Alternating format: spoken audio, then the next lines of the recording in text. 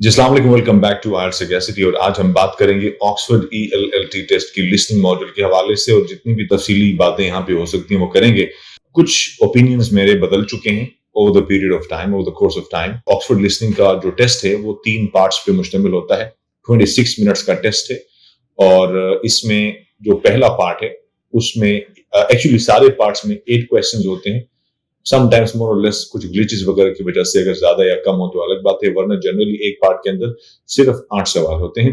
और majority questions जो हैं वो इनमें मल्टीपल चॉइस क्वेश्चंस हैं, एमसीक्यूज हैं। हाउएवर समटाइम्स इसमें ब्लैंक्स भी होती हैं, खासतौर पे पहले 2 पार्ट्स के अंदर, सिवाय एक आध मर्तबा के जब कोई ग्लिच आई थी तो पार्ट 3 में भी कुछ ब्लैंक्स वाले क्वेश्चंस आए थे। अदरवाइज बुनियादी तौर पे जो ऑक्सफोर्ड ईएलएलटी का जो लास्ट पार्ट है, जो थर्ड पार्ट है, उसमें एमसीक्यूज ही होते हैं। बहरहाल अब इसमें बात करेंगे कि लिसनिंग मॉड्यूल के बारे में बुनियादी बातें क्या हैं। सबसे बुनियादी बात, जो सबसे अहम और इम्पोर्टेंट बात है, वो ये है कि ऑक्सफोर्ड ईएलएलटी की जो लिसनिंग मॉड्यूल का जो पहला पार्ट है वो सबसे ज्यादा मुश्किल है। अब वो सबसे ज्यादा मुश्किल क्यों है, उसकी एक खास वजह है। उसकी बुनियादी वजह यह है कि जो पहला पार्ट है उसमें ऑडियो सिर्फ एक बार प्ले होती है। और ये बात तो मैं कई मतलब बता चुका हूं स्टूडेंट्स को कि ऑक्सफोर्ड ईएलएलटी के अंदर जो भी लिसनिंग का टेस्ट होता है वो आईएलटीएस की निस्बत काफी ज्यादा मुश्किल है। उसकी वजह यही है कि सीक्वेंशियल ऑर्डर नहीं फॉलो होता।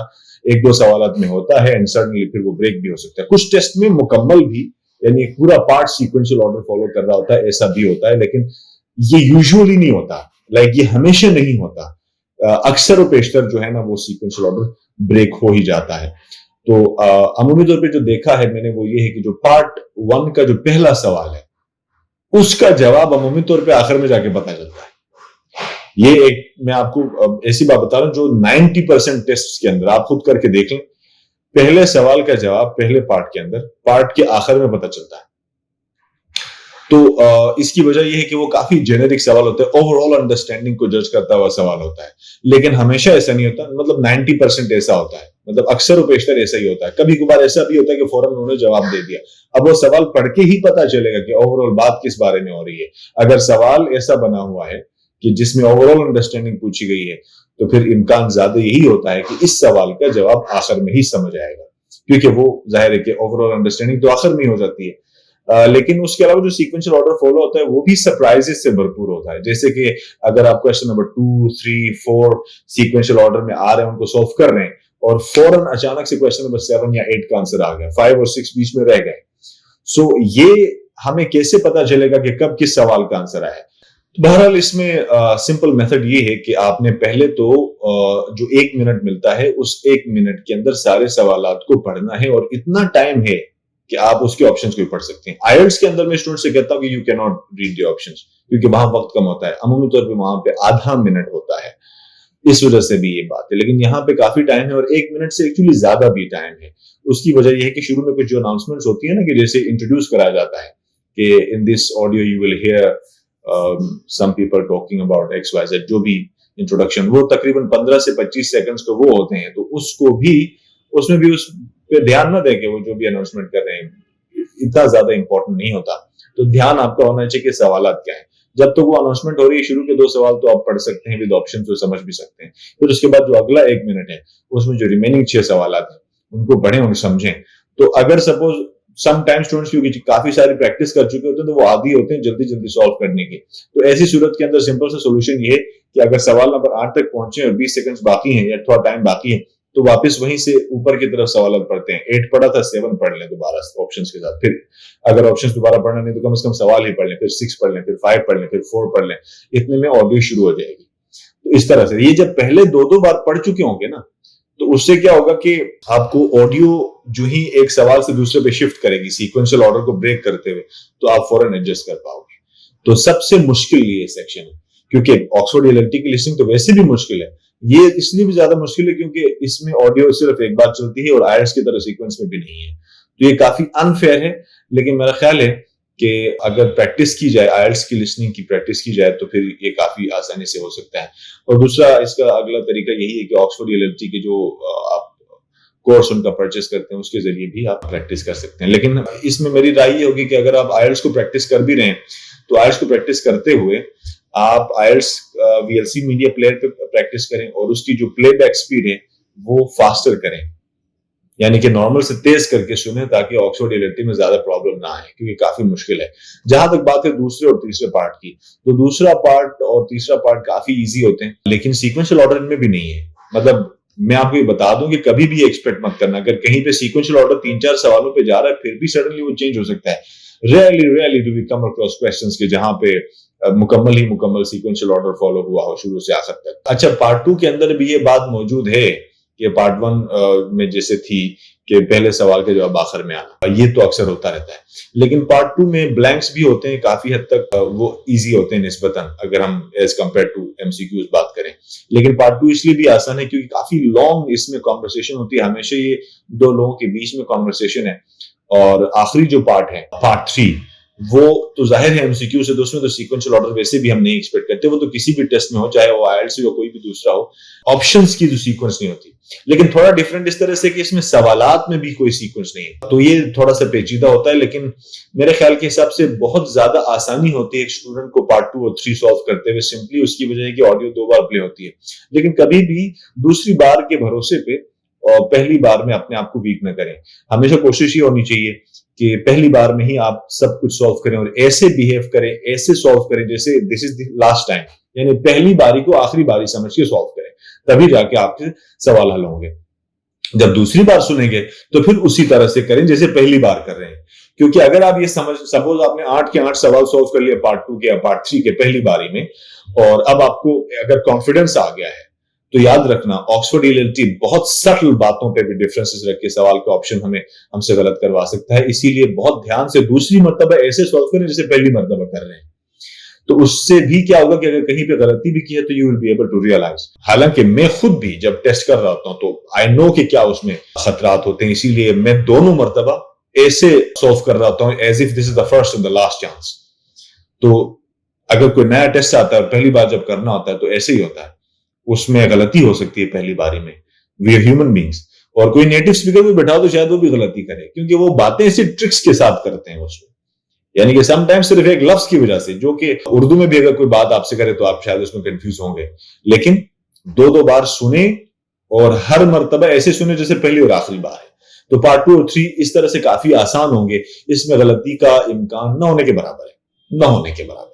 जहां तक पार्ट 1 का ताल्लुक है, अगेन ये सबसे मुश्किल टास्क है, इसीलिए लिसनिंग करने से पहले सबसे पहले आपको ये पता होना चाहिए कि लिसनिंग का टेस्ट जो शुरू में आपको शॉक देने वाला है, क्योंकि शुरू का जो पार्ट है वो काफी जल्दी से खत्म होगा और एक ही बारी में होगा, सीक्वेंशियल ऑर्डर नहीं होगी। तो अगर आपको कोई काम है, खाना खाने जाने, भूख लगी हुई है, या किसी से बात करनी है, कोई गेस्ट आए हुए हैं, कोई भी काम है, even if you have to attend the call of nature, तो भी आपको हमेशा इसमें कोशिश ये करनी चाहिए कि उन सारी जरूरियात से, उन सारे तकाजों से फारिग होके, रिलैक्स होके, जब किसी से मिलना नहीं है, कोई फोन कॉल किसी को नहीं करनी, किसी का रिप्लाई बाकी नहीं है, कोई भी प्रेशर नहीं है दिमाग पे, बिल्कुल सुकून से है, रिलैक्स होके बैठे हुए, ऐसी सूरत में आपने लिसनिंग का टेस्ट स्टार्ट करना है। वरना होना नहीं है, बहुत मुश्किल काम होगा, क्योंकि अगर डिस्ट्रैक्टेड माइंड हो और शोर शराबा हो, कोई बाहर से बच्चे आपस में खेल रहे हैं, कोई किसी को बुला रहा है, कोई दिस एंड दैट हो रहा है, बहुत मुश्किल है। तो मेरी राय ये है कि या तो अर्ली इन द मॉर्निंग, अगर घरों पे कर रहे हैं, अर्ली इन द मॉर्निंग जब सारी दुनिया सोई होती है पाकिस्तान में, या बहुत देर रात गए जब सब सो चुके हैं, सन्नाटा है, शोर शराबा ना हो और डिस्ट्रैक्शन ना हो, और आपकी नींद पूरी हुई भी होनी चाहिए। ऐसा ना हो कि नींद में हो और कर रहे हैं। रात में करने से मुराद ये नहीं कि आपने अब नींद की कैफियत में, तो बस ऐसी कोई कैफियत ढूंढो, ऐसी सिचुएशन ढूंढो जहां शोर शराबा ना हो और जहां पे डिस्टर्बेंस उसके अलावा भी, जैसे समटाइम्स विजुअल डिस्ट्रैक्शंस बड़ी होती है, जैसे कोई विंडो सामने है जिससे बाहर लोग आते जाते हैं, तो अगर इंसान नजर नहीं भी आ रहा, सपोज कर्टन लगे हुए, अगर किसी का साया भी गुजरता है, तो समटाइम्स जो टेस्ट करने वाले उनको पता है कि क्या क्या डिस्ट्रैक्शंस हो सकती है, मामूली सी डिस्ट्रैक्शन भी could be very destructive. So Oxford LLT का जो लिसनिंग है, उसमें पहला पार्ट सबसे ज्यादा चैलेंजिंग, यानी आईएलटीएस की तरह नहीं है, आईएलटीएस में पहला पार्ट सबसे इजी होता है, उसमें थर्ड एंड फोर्थ पार्ट्स जो है वो सबसे ज्यादा मुश्किल होते हैं, खासतौर पर उसमें थर्ड पार्ट बहुत मुश्किल होता है ड्यू टू उसके क्वेश्चन टाइप्स। तो ऑक्सफोर्ड एलएलटी के अंदर पहला पार्ट ही सबसे ज्यादा चैलेंजिंग है। लेकिन मैं वैसे आपको बता दूं, अगर पहले पार्ट में वो गलती हो भी जाए तो हौसला ना हारो, क्योंकि इतनी जल्दी स्कोर गिरता नहीं है, ठीक है। और जहां तक मेरी अंडरस्टैंडिंग है, पार्ट 3 का स्कोर ज्यादा है, पार्ट 2 का स्कोर उससे थोड़ा कम है, यानी यहाँ पे हर सवाल का इक्वल मार्क्स नहीं होते यहाँ पे। तो अगर पार्ट 1 में कोई एक आध गलती हो भी गई है, 2-3 भी होगी, तो डरो मत, अच्छा स्कोर आएगा अगर पार्ट 2 और 3 अच्छे से किए। लेकिन पार्ट 1 को एक चैलेंज के तौर पे लो और बहुत कंफर्टेबल एनवायरनमेंट में बैठ के करना। आखिरी एक टिप बताता हूँ यहाँ पे, बोनस, जब यहाँ तक जिसने देखी है तो बोनस टिप भी बता देता हूँ। बोनस टिप ये है, ऑक्सफोर्ड यूनिवर्सिटी की जो लिसनिंग का टेस्ट है, अगर तो आपको स्पीकर्स में इशू नहीं है तो स्पीकर्स में करें, लेकिन उन स्पीकर्स को पहले टेस्ट करके। उसकी वजह यह है कि समटाइम्स इनकी वेबसाइट में ग्लिच है, जो बहुत ज्यादा फ्रीक्वेंट नहीं है, लेकिन किसी किसी के साथ ऐसा होगा। लास्ट टाइम भी जब मैंने ये वीडियो बनाई तो काफी स्टूडेंट्स ने एक्नॉलेज किया था, 3-4 कमेंट्स थे जिसमें कहा गया था कि हाँ मेरे साथ ये हुआ है। तो क्योंकि मैं देखता हूं ऐसा होता है, तो हैंड्स फ्री लगा के जब आप टेस्ट करते हैं तो अच्छा, वो ग्लिच क्या है? अच्छा, ग्लिच ये है कि किसी एक पार्ट में ऑडियो प्ले नहीं होती, ऑडियो प्ले ही नहीं होती। स्पेशली पार्ट 2 है, अगर मुझे अच्छे से याद आ रहा है, हाँ पार्ट 2 में ऐसा होता है। एक से ज्यादा मरतबा, तो कई मरतबा हो चुका है, ऑडियो प्ले नहीं हो रही। पार्ट 1 में बिल्कुल प्ले हो रही है, सब कुछ ओके है, आवाज आ रही है, टेस्ट हो रहा है। पार्ट 2 में ऑडियो नहीं प्ले हुई, पार्ट 3 में ऑडियो प्ले हो रही है। डिवाइस तो वही है ना जिसपे आप टेस्ट कर रहे हो, हैंड्स फ्री भी वही लगे हुए हैं, उनको छेड़ा भी नहीं है। तो पार्ट 1 में चली, 3 में चली, मिडिल में 2 में नहीं चली, इसका मतलब वहां पे प्रॉब्लम है उनकी तरफ। तो इस बात को चैलेंज करने के लिए आपके पास एविडेंस होना चाहिए। अब एविडेंस कैसे होगा? तभी होगा जब आपने अपने टेस्ट जो स्पीकर पे किया है और स्पीकर वहां पे रिकॉर्ड हो रहा है, उसकी आवाज रिकॉर्ड हो रही है, तो ये आपने देखना है। लेकिन अगर तो कोई स्टूडेंट है वो कहता है कि मुझे स्पीकर पे आवाज क्लियर नहीं आती और मैंने हैंड्स फ्री पे लगा के करने ताकि मुझे क्रिस्टल क्लियर आवाज आए, तो अगर ऐसा मसला, तो फिर जाहिर है कि क्योंकि इतना फ्रीक्वेंट मसला भी नहीं है कि इसके लिए सैक्रिफाइस किया जाए। लेकिन अगर किसी को स्पीकर वगैरह टेस्ट करके वो देख रहा है कि हाँ भाई ठीक है मैं कंफर्टेबल हूं, तो स्पीकर्स पे आप अगर करें तो आपके पास इस मसले का हल होगा।